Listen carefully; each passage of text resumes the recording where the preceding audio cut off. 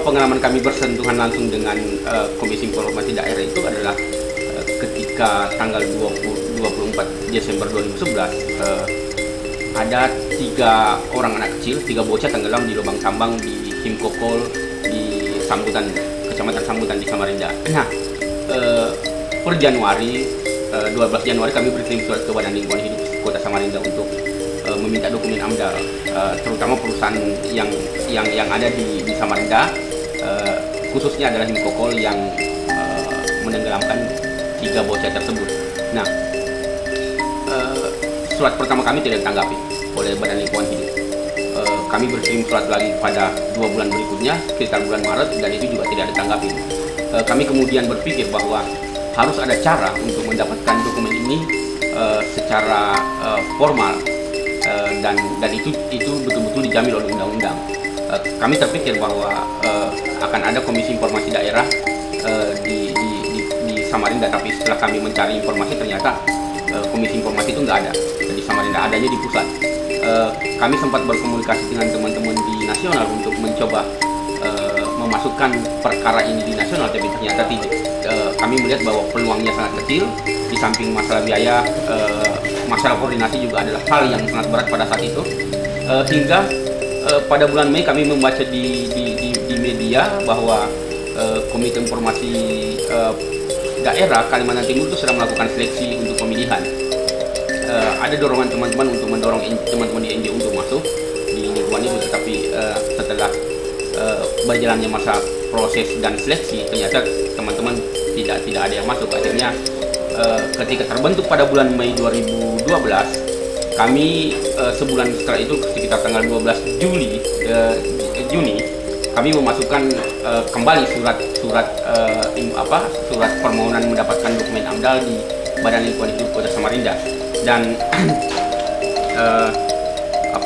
ternyata surat tersebut juga tidak ditanggapi. Ketika kami koordinasi dengan Komisi Informasi Daerah, ternyata kami saling menghitung waktu. Jadi untuk ketiga kalinya tanggal 27 Agustus, kami masih ingat itu, mencoba memasukkan surat kembali ke Badan Lingkungan Hidup dengan perhitungan bahwa keyakinan kami bahwa dokumen tersebut masih tidak akan diberikan oleh Badan Lingkungan Hidup Kota Samarinda. Akhirnya kami masukkan 27 Agustus 2012 ke Badan Lingkungan Hidup dan mulai menghitung hari sesuai dengan amanat Undang-Undang Kebebasan Mendapatkan Informasi Publik. Kami bolak-balik ke Komisi Informasi Daerah untuk konsultasi terutama masalah perhitungan waktu. Dan sesuai dengan perkiraan kami, ternyata Badan Lingkungan Hidup tidak mengindahkan surat tersebut.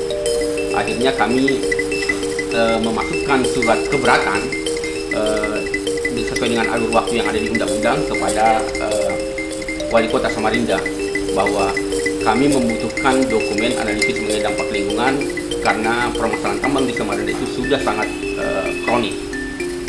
Nah, di luar dugaan kami, ternyata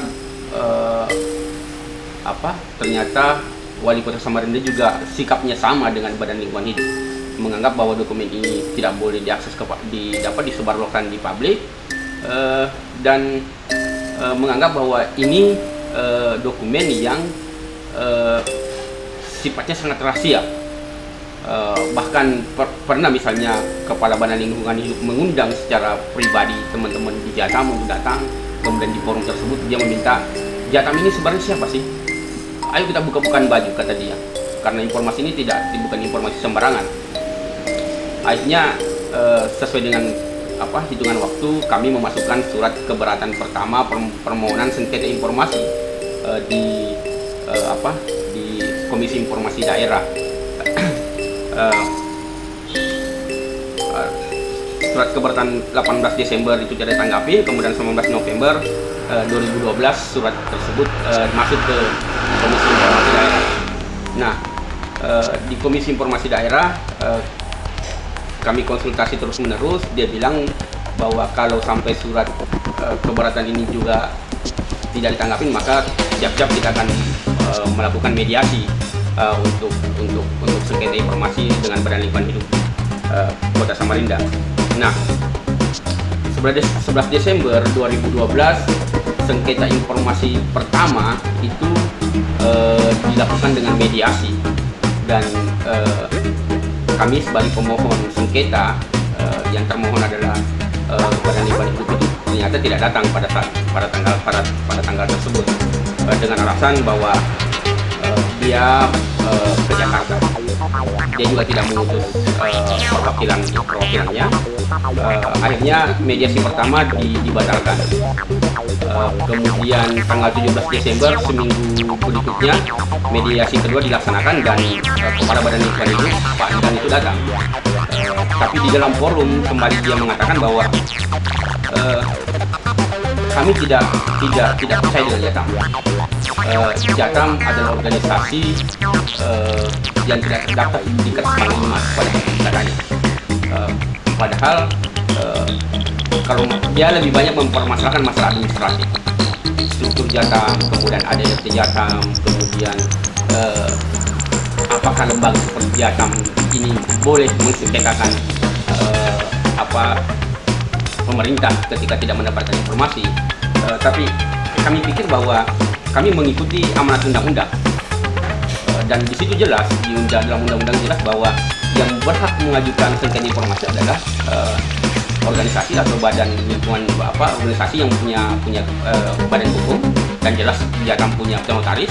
Yang kedua adalah individu yang punya KTP. Jadi saya sebagai koordinator Jatim juga melampirkan KTP ketika melakukan sengketa informasi, dan Badan Lingkungan Hidup tetap aja fokus bahwa dia mau menyerahkan dokumen itu jika Jatam menyerahkan semua dokumen kelembagaannya.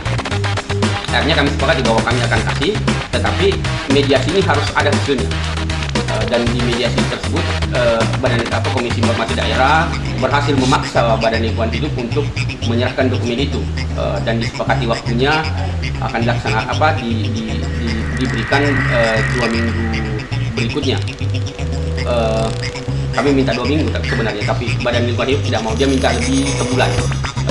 Jadi disepakati tanggal 22 Januari itu adalah waktu yang kami sepakati di dalam berita acara untuk penyerahan dokumen AMDAL Kota Samarinda kepada jaringan advokasi tambang Kota Samarinda. Nah, di tengah perjalanan itu tiba-tiba Badan Lingkungan Hidup Kota Samarinda mengeluarkan statement di media. Dia mengatakan bahwa mediasi yang dilakukan oleh Komisi Informasi Daerah terhadap Jatam dan daerah itu adalah cacat hukum. Dan kami tentu kaget karena dalam hal ini kami pikir mediasi yang dilakukan oleh di Komisi Informasi Daerah itu adalah mediasi dan punya keputusan yang berketetapan hukum. Tetapi berkali-kali kami datangi di Badan Lingkungan Hidup, bahkan pernah kami ke sana untuk membawa mobil dan biaya fotokopi, tapi ternyata dokumen itu tetap akan tidak dikasihkan. Itulah sebabnya kami kemudian mencari cara bagaimana sebenarnya dokumen ini harus kami dapatkan. Kami sangat fokus terhadap dokumen karena kami pikir bahwa jika kami terpancing untuk mengikuti serangkaian cara-cara Kepala Badan Lingkungan Hidup berkelit dari ketetapan mediasi tersebut, maka kami bakal keteteran. Akhirnya kami mencoba mencari undang-undang lagi yang mendukung informasi tersebut, dan kami mendapatkan Permen nomor 11 tahun 2012 bahwa sengketa informasi publik jika itu tidak dipenuhi, walaupun sudah ada ketetapan hukum di dalam mediasi atau di sidang adjudikasi, maka kita boleh mengajukan hasil sengketa itu untuk dieksekusi oleh pengadilan. Dan sekitar tanggal hampir sebulan setelah batas waktu, sekitar tanggal 13 Februari, kami kemudian berkirim surat kepada Ketua Pengadilan Tinggi Kota Samarinda, kemudian datang meminta supaya hasil mediasi itu dieksekusi. Semua dokumen AMDAL yang dijanjikan oleh Badan Lingkungan Hidup tanggal 20 Januari kami minta kepada pengadilan untuk dieksekusi, karena kami sangat yakin bahwa hasil mediasi di Komisi Informasi Daerah itu adalah keputusan yang berbadan hukum. Kami lampirkan berita acara yang kami buat bersama Kepala Badan Lingkungan Hidup. Kemudian kami juga lampirkan undang-undang yang mengatur tentang eksekusi putusan. Akhirnya kami diminta untuk membayar amani, semacam teguran pertama sebelum eksekusi. Biayanya sekitar 500.000 dan itu langsung kepada rekening pengadilan negeri.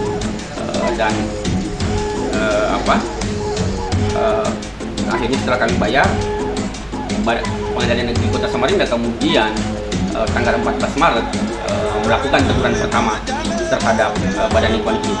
Nah, di dalam teguran tersebut kami dipertemukan dengan Badan Lingkungan Hidup yang pada saat itu diwakili oleh Kepala Biro Hukumnya, dan di dalam amani tersebut sangat jelas penjelasan dari Kepala Pengadilan Negeri Kota Samarinda bahwa keputusan yang dihasilkan dalam mediasi sengketa informasi di KPID daerah itu adalah keputusan berbadan hukum dan itu dilindungi oleh undang-undang.